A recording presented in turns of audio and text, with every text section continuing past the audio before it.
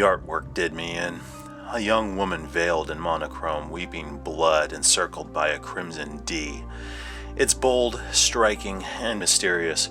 Those 3 words adequately describe this 2-hour experience that spread across 2 discs.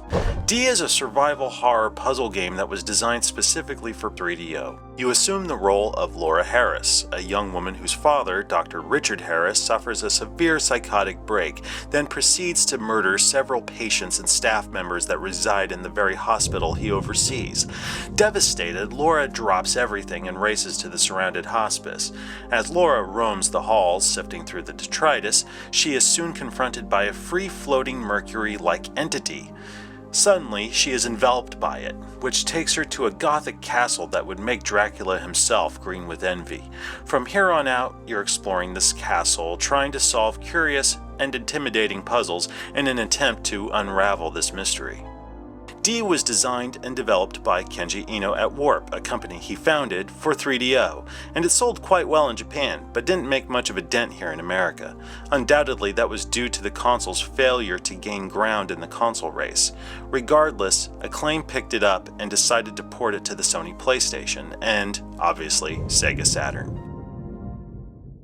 At the time, critical reception was positive. Unfortunately, due to the game's extensive use of full-motion video and assorted quirks, many gamers have judged it quite harshly since.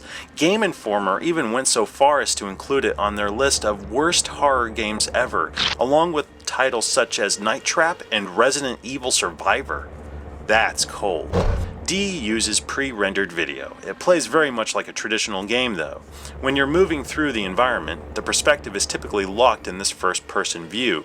There are sequences sprinkled throughout where it plays out like a little movie, usually once you've solved a puzzle or enter a new environment. You receive warnings from Dr. Harris warning Laura to leave this place. Now, what's all that about, you wonder? Laura. Well, this is where it really gets interesting. Believe it or not, you can't pause the game. Even when you pull up your inventory screen, the clock is ticking. You can't save either.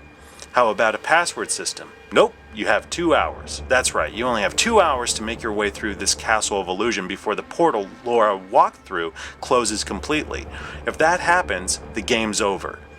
No extra lives and no continues. You have to play through it all over again. Apparently, this fact has upset many a player over the years. Granted, it can be frustrating. However, it creates a feeling of urgency and impending doom few titles of the genre rarely achieve. Honestly, I feel Kenji Eno was trying to blur the line between cinema and video game, a feat many titles had attempted previously, namely Night Trap and Wirehead. In my opinion, however, D actually succeeded.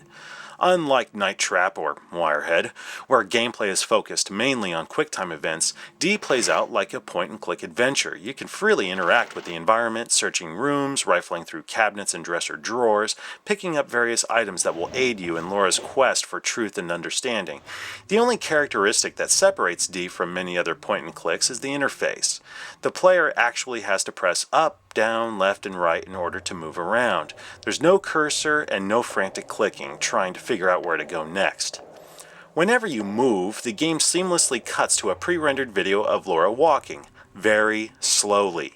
Because there's a time limit, minus the security of a checkpoint, you really want Laura to move her ass. Little Miss Leadfoot takes her time traversing from point A to point B, inspiring me to shout obscenities like, "Faster, you bitch, and are we there yet, whore?" I freely admit this makes sense. If I were swallowed up by a puddle of liquid silver and transported to an ominous locale, I wouldn't be so anxious to race through these halls either. Whether you love it or hate it, best get used to it if you wish to save Laura from a fate worse than death. The puzzles are clever and can lead you astray. If you should find yourself stuck, Laura has a blue compact that will give you a hint as to how to proceed, but there's a catch. Every time you put it to use, the mirror cracks. Use it 3 times and it shatters. Needless to say, that sucks. Irritations aside, the gameplay is both challenging and rewarding. One downside is that once you've beaten the game and should decide to replay it, the experience is short-lived. There is some replay value though, like alternate endings. Don't worry, I won't spoil them for you here. D is visually beautiful, though very dark. I feel as if I'm watching a David Fincher movie as shot by Peter Hyams.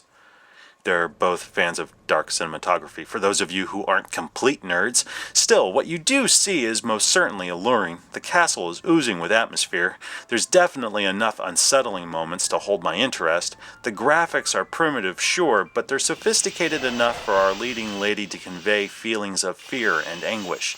Video isn't exactly reference quality thanks to some minor dithering, though it's serviceable.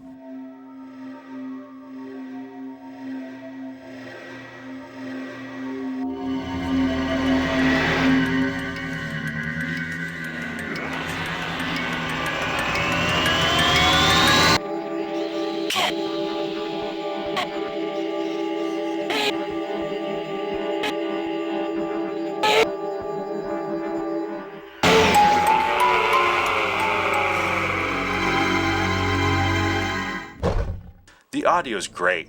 D was scored by Kenji Eno himself, which is remarkable. I can't think of very many designers that write and compose music for their own titles.